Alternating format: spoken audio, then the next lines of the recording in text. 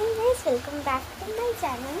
আর সকালে আমি এরকম সকাল এখন বাজে হচ্ছে 8:13 আর আমি এরকম রেডি হয়ে তো এখন আমি এভাবে রেডি হয়ে এখন বারান্দাতে বসে আছি। তার একটাই কারণ, আমি বাড়ি যাব। এই যে কট সেটটা পরে নিয়েছি, কারণ এখন নতুন যে ড্রেসগুলো নিয়েছি পরা যাবে না, ভিজে যাবে, তো সেই জন্য কট সেটটাকে পরেছি। আমি এরকমভাবে বসে আছি এখন, বিকজ তার বানানোর রিজন ইজ এখন আমি বেরোবো। দিদা বলছি যে দুপুরে থাকতে, তারা বেরোতে হবে এখন, যাই হোক তাও আমি বেরোচ্ছি, বাবা মা আনি। বাট বাইরের অবস্থাটা একবার দেখো, জানি না কখন বেরোতে পারবো। এটা দেখে কি তোমাদের মনে হচ্ছে এখন বাইরে বৃষ্টি হচ্ছে? বাট দেখো পুকুরে একবার দেখো, ফোকাস, এই যে বুঝতে পারছো কি জোরে জোরে বৃষ্টি হচ্ছে এখানে।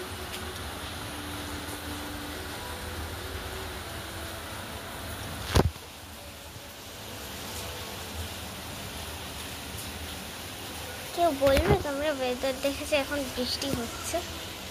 মানে দেখো, দেখে মনে হচ্ছে না রোদ মেঘ করে গেছে, বাট নট দ্যাট মাচ, বৃষ্টি হওয়ার মতো তো হয়নি। অবশ্য আপনার বলাও যায় না, রোদ দূর থাকলেও এখন বৃষ্টি হয়। তো যাই হোক, তাও বেঁচে গেছি। পুজোর কাটা দিন তো হয়নি, এটুকু বৃষ্টি কথা শুনেছি, এটাতেই খুশি। বাট ওয়েদারটা জাস্ট,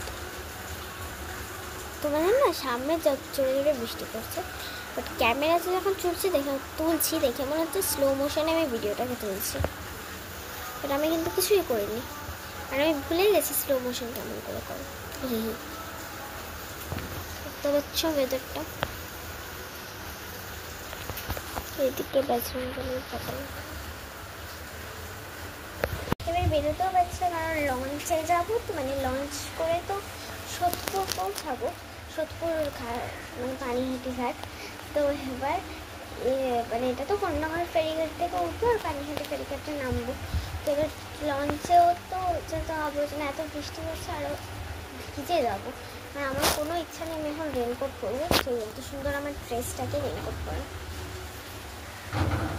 তো চলো বসে থাকি, দেখি বৃষ্টি কখন কমে, তারপর বেরোবো।